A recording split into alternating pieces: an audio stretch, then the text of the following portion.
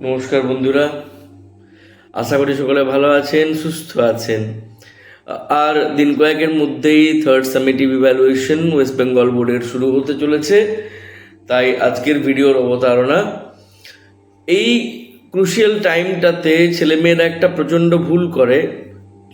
সেটা হচ্ছে তারা যেটুকু সিলেবাস এখনো কভার করতে বাকি আছে সেই পুরোটা একদমে খুব দ্রুত গতিতে দিন রাত এক করে পড়ে শেষ করতে চায়।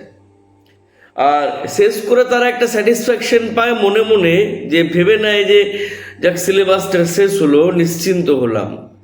কিন্তু এতে হয় হিতে বিপরীত। কেমন না, এই যে দ্রুত গতিতে একটা স্টুডেন্ট মানে সিলেবাসটাকে শেষ করলো, এতে প্রপার অ্যাপ্রোচ একটা সিলেবাসের প্রতি, একটা সাবজেক্টের প্রতি বা একটা টপিকের প্রতি সেই প্রপার অ্যাপ্রোচটা ছিল না। একটা ডিফারেন্ট অ্যাপ্রোচ নিয়ে খুব দ্রুত গতিতে পড়ে নেওয়ার ফলে ব্রেনে প্রপারলি কিন্তু মেমোরিটা স্টোরড হলো না। আরেকটা সমস্যা হলো যে এতদিন পর্যন্ত যেগুলো আমি যত্ন করে প্রপারলি পড়াশোনা করে রেখেছিলাম, সেইগুলো আমি এই 7টা দিন বা 10টা দিনের মধ্যে রিভাইজও দিলাম না। তাহলে ফলাফল কি দাঁড়ালো?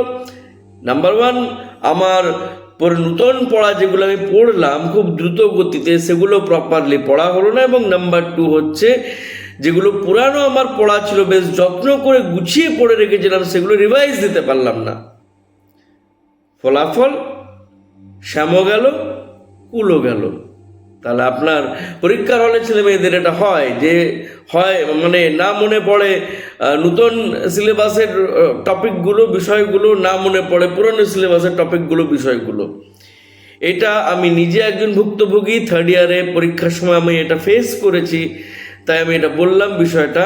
এক্ষেত্রে প্রপার অ্যাপ্রোচ যেটা হওয়া উচিত সেটা হচ্ছে আপাতত একটা রাফ ডিসিশন নিতেই হবে যে যেটুকু যা হয়ে আছে পরীক্ষা শুরুর 7 দিন আগে নতুন কোনো টপিক কিন্তু ইন্ট্রোডিউস করা বা নতুন কোনো টপিক না পড়লেই ভালো হয়।